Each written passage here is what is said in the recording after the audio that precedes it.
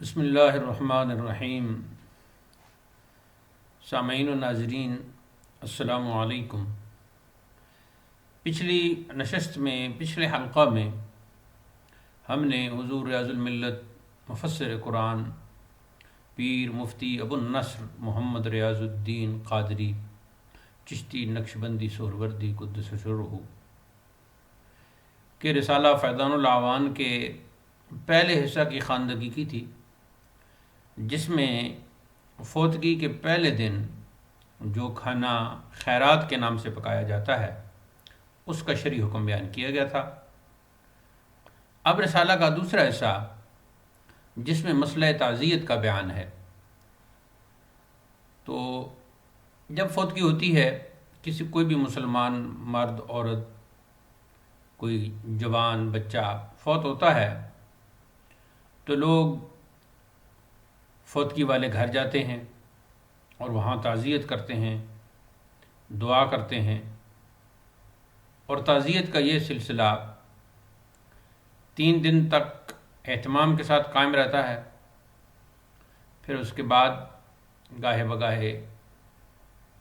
لوگ جاتے رہتے ہیں اور تعزیت و دعا کرتے رہتے ہیں۔ اب کچھ لوگوں نے اس پر بھی اعتراض کیا ہے اور انہیں یہ عمل اچھا نہیں لگتا، تو اب آئیے حضرت نے رسالہ کا جو دوسرا حصہ مسئلہ تعزیت کے عنوان سے لکھا ہے اس کی خواندگی کرتے ہیں اور آپ کی خدمت میں اس کا خلاصہ توضیح و شرح کے ساتھ پیش کرتے ہیں۔ لکھتے ہیں کہ تعزیت مسنون ہے۔ حدیث پاک میں ہے کہ جو اپنے مسلمان بھائی کی مصیبت پر تعزیت کرے، قیامت کے دن اللہ تعالیٰ اسے کرامت کا جوڑا پہنائے گا۔ کرامت کا معنی عزت، وجاہت۔ تعزیت کا وقت موت سے 3 دن تک بتایا گیا ہے اور اس کے بعد مکروہ بتائی گئی ہے، یعنی 3 دن تک تو مسنون ہے، آپ یہ اس کا وقت ہے، آپ تعزیت کریں، لیکن 3 دن کے بعد جیسے کہ میں نے عرض کیا کہ باقاعدہ اہتمام کے ساتھ یہ مکروہ ہے، اور اس کی علت فقہاء کرام نے جو بیان کی ہے، حضرت آگے وہ علت بیان کرتے ہیں، جس کی علت فقہاء کرام نے غم کا تازہ ہونا بتائی ہے، کہ وہ پھر غم تازہ ہوتا ہے، جس قدر لوگوں کا جمگھٹا ہوگا، اکٹھے ہو کر بیٹھیں گے تو وہ پھر غم تازہ ہوگا۔ اور اس کے بعد جسے تسلیم کرنے کے باوجود از روئے شریعت مطہرہ ہم اس بات کے مکلف نہیں کہ تعزیت کا سلسلہ صرف 3 دن تک ہی جائز جانیں اور بعد ازاں حرام، مکروہ، تحریمی اور ناجائز جانیں یا اسے بدعت قبیحہ مانیں۔ حضرت فرماتے ہیں کہ فقہاء نے جو علت بیان کی ہے وہ یہ بیان کی ہے کہ غم تازہ ہوتا ہے۔ اگر 3 دن سے زیادہ تعزیت کا سلسلہ جاری رہے تو اس سے غم تازہ ہوتا ہے، پسماندگان جو ہیں ان کے اندر بے صبری کی کیفیت پیدا ہوتی ہے۔ لیکن حضرت فرماتے ہیں، حضور رضی الملت فرماتے ہیں کہ یہ علت ماننے جاننے کے باوجود ہم یہ نہیں کہیں گے کہ 3 دن کے بعد تعزیت جو ہے وہ حرام ہے، ناجائز ہے، اسے جائز ہی نہ مانیں یا اسے بدعت کہیں، اس لیے کہ تعزیت کے موقع پر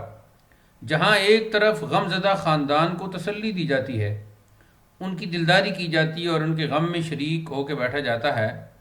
وہاں ساتھ ہی میت کے لیے دعا کا سلسلہ بھی باقاعدہ جاری رہتا ہے۔ یعنی اس میں 2 کام جو ہیں وہ ساتھ ساتھ چلتے ہیں۔ ایک تو تعزیت ہے کہ بہت افسوس ہے، اللہ کی رضا، اللہ کی مرضی، وہ چل دیے، بہت اچھے انسان تھے، اعلیٰ اخلاق کے مالک تھے، یہ ساری باتیں تعزیت کے ضمن میں، اور اس کو ایک تسلی دی جاتی ہے جو پسماندہ لوگ ہیں، جو ان کے وارث ہیں، جو ان کے افراد ہیں، افراد خانہ ہیں۔ لیکن ساتھ ہی ساتھ حضرت فرماتے ہیں کہ میت کے لیے دعا کا سلسلہ بھی باقاعدہ جاری رہتا ہے، جس کی حدیث کی روشنی میں میت کو بہت زیادہ ضرورت ہے۔ اب ظاہر ہے ایک جو شخص فوت ہو گیا ہے، دعا کی ضرورت تو زندہ کو بھی ہے، لیکن جو فوت ہو گیا اس کے لیے تو اب دعا ہی ہے۔ مشکوٰۃ شریف میں حضرت عبداللہ بن عباس رضی اللہ تعالی عنہما سے بئی الفاظ روایت موجود ہے۔ اس کے بعد حضرت نے عربی عبارت لکھی، میں عربی عبارت کو ترک کر کے اس کا ترجمہ پڑھتا ہوں، جو اردو ترجمہ حضرت مظاہر حق سے یہ مشکات کی شرح نقل کیا ہے۔ فرماتے ہیں مظاہر حق میں اس حدیث کا ترجمہ یوں کیا گیا ہے۔ غالباً یہ مظاہر حق جو ہے یہ اہل سنت و جماعت سے کے عقیدے کے مطابق یہ مترجم نہیں ہوں گے، تو اس لیے پھر حضرت نے ان کا ترجمہ بطور دلیل پیش کرنا مناسب سمجھا، تو اسی لیے لکھا کہ مظاہر حق میں اس حدیث کا ترجمہ یوں کیا گیا ہے کہ فرمایا حضور رسول اللہ صلی اللہ علیہ وسلم نے، نہیں ہوتا ہے مردہ قبر میں مگر مانند ڈوبنے والے، فریاد کرنے والے کے، کہ کوئی ہاتھ اس کا پکڑے، منتظر ہوتا ہے دعا کا کہ پہنچے اس کو باپ کی طرف سے یا ماں کی طرف سے یا بھائی کی طرف سے یا دوست کی طرف سے، پس جس وقت کہ پہنچتی ہے دعا اس کو، ہوتا ہے پہنچنا دعا کا بہت پیارا، طرف اس کی دنیا سے اور دنیا کی چیزوں سے، اور تحقیق اللہ تعالیٰ البتہ پہنچاتا ہے قبر والوں کو بسبب دعا زمین والوں کے، مانند پہاڑوں کے، یعنی ثواب بڑا اور رحمت اور بخشش، اور تحقیق تحفہ زندوں کا طرف مردوں کی استغفار کرنا ہے ان کے لیے۔ یہ ذرا اردو پرانی ہے، لیکن ظاہر ہے جب کوئی کسی کی عبارت نقل کی جاتی ہے، کوئی اقتباس نقل ہوتا ہے، تو وہ تو پھر اسی انداز میں نقل ہوتا ہے جس انداز میں وہ حقیقی ہو، یعنی ایز اٹ از اسے نقل کیا جاتا ہے۔ تو خیر یہ اس اردو کو سامعین سمجھ ہی رہے ہوں گے کہ جب میت مردہ قبر میں جاتا ہے تو وہ پھر ایسے فریاد کرتا ہے جیسے کوئی پانی میں ڈوبنے والا شخص فریاد کر رہا ہوتا ہے کہ مجھے نکالو، مجھے پکڑو، میں ڈوبنے لگا ہوں۔ تو جب پھر اس کے باپ کی طرف سے، اس کی ماں کی طرف سے جب یہ دعا کا تحفہ پہنچتا ہے تو دنیا کی جتنی چیزیں ہیں یا جو جتنی بھی پیاری چیزیں ہیں اسے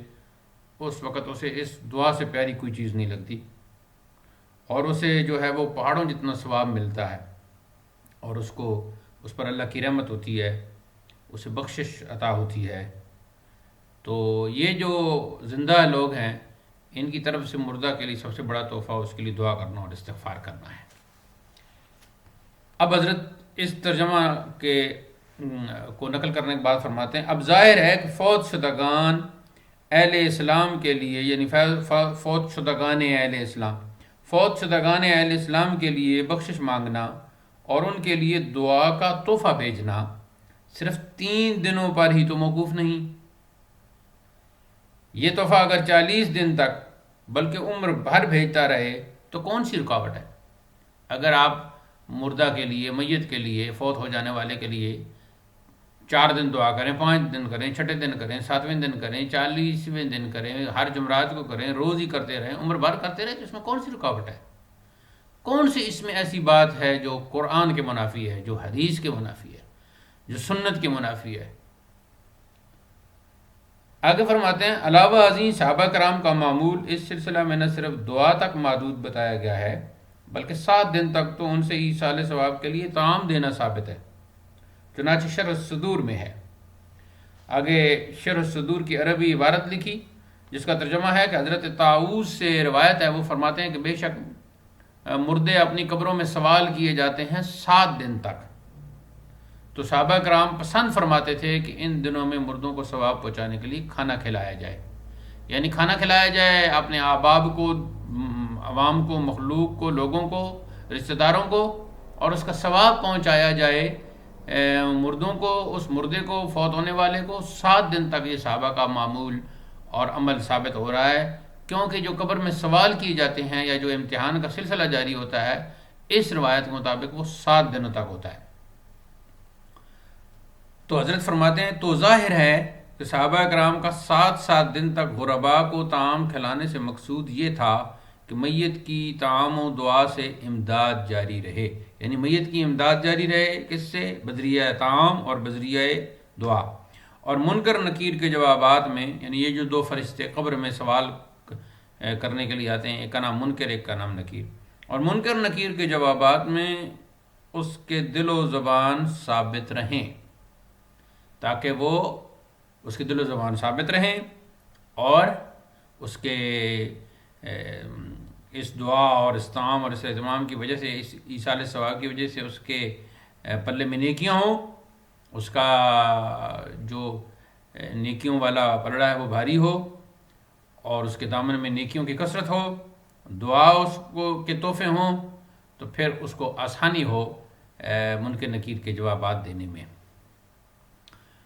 الحاوی میں ہے، اور یہ امام جلال الدین سیوطی کے جو فتاوی ہیں، جو وسائل کا مجموعہ الحاوی للفتاوی، یہ اس کی بات. آگے عربی عبارت لکھی حضرت نے جس کا ترجمہ ہے، اس کا یہی مطلب ہے، اور یعنی یہ جو پچھلی بحث کی تھی اس کے حوالے سے حضرت نے عربی عبارت نقل کی بطور دلیل. آگے فرماتے ہیں اس کا یہی مطلب ہے، اور ظاہر ہے جب 7 دنوں تک میت کو نکیرین کے جواب میں ثابت رکھنے کے لیے حقداروں کو، یعنی جو بھی اس کے پسماندگان رہ گئے، حقداروں کو تمام جو یہاں مراد حقداروں سے مراد وہ ہیں جو کھانا کھانے کے لائق ہیں، یعنی غربا اور یتیم اور مساکین اور ایسے لوگ، حقداروں کو طعام کھلانا جائز ہے، تو میت کے لیے دعا و استغفار اور قرآن خوانی سب جائز ہوئے. جب کھانا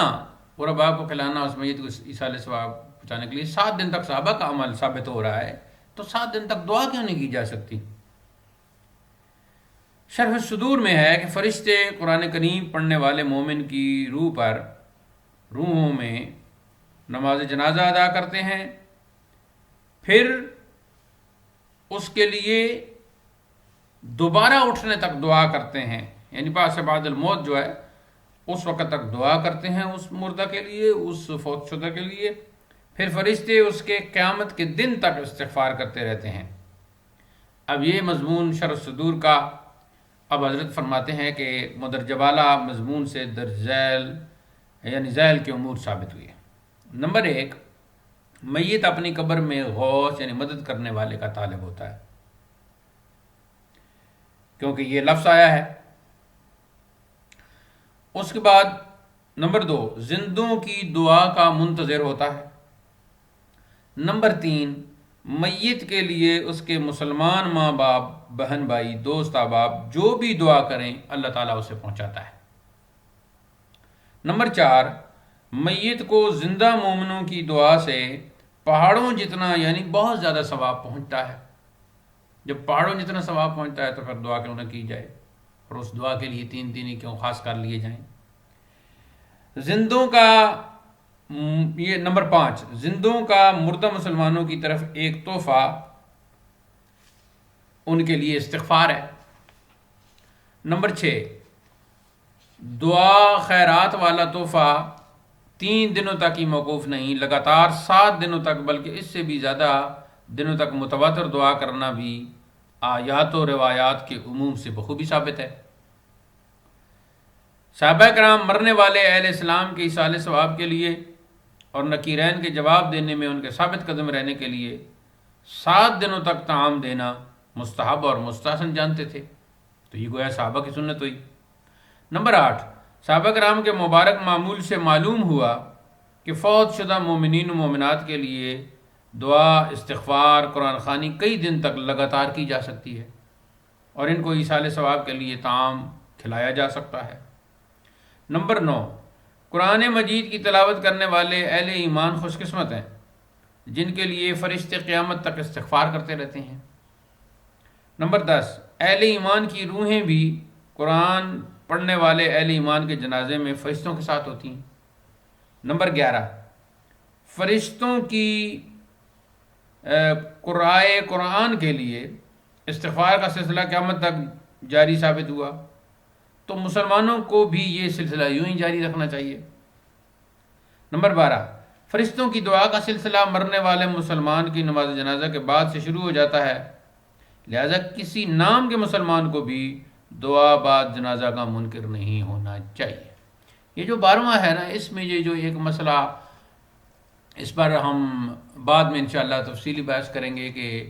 نماز جنازہ کے بعد دعا، اس پر بھی حضرت کا رسالہ ہے. اس کا بھی ہم خلاصہ پیش کریں گے انشاءاللہ۔ تو اس کا ایک نقطہ یہاں حضرت نے، یہ جو نقطہ نمبر 12 ہے نا، اس میں اس کی بات کی کہ فرشتوں کی دعا کا سلسلہ مرنے والے مسلمان کی نماز جنازہ کے بعد سے شروع ہو جاتا ہے۔ جب مرنے والے مسلمان کی نماز جنازہ کی ادائیگی ہو جاتی ہے تو اس کے بعد فرشتے اس کے لیے دعا کرنا شروع کر دیتے ہیں۔ تو جب فرشتے دعا کرنا شروع کر دیتے ہیں نماز جنازہ کے بعد، تو مسلمان کیوں نماز جنازہ کے بعد دعا کیوں نہ کریں؟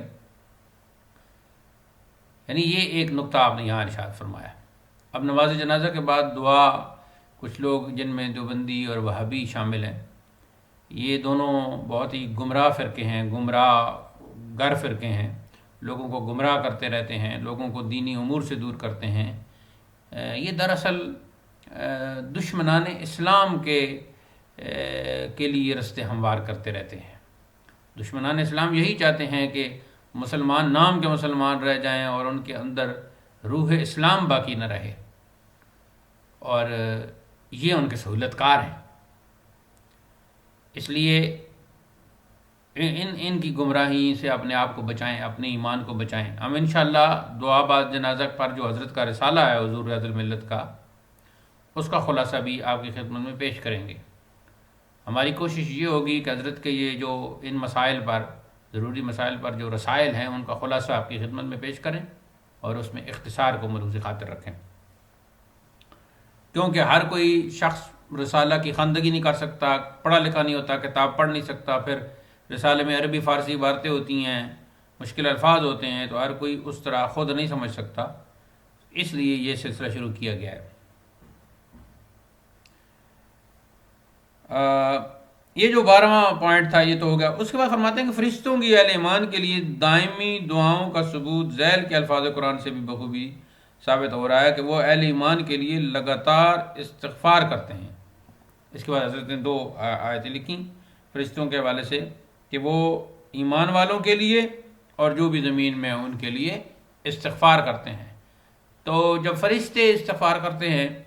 تو جو مسلمان ہیں، مومن ہیں، بندے ہیں، وہ کیوں نہ استغفار کریں، وہ کیوں نہ دعا کریں، وہ دعا کو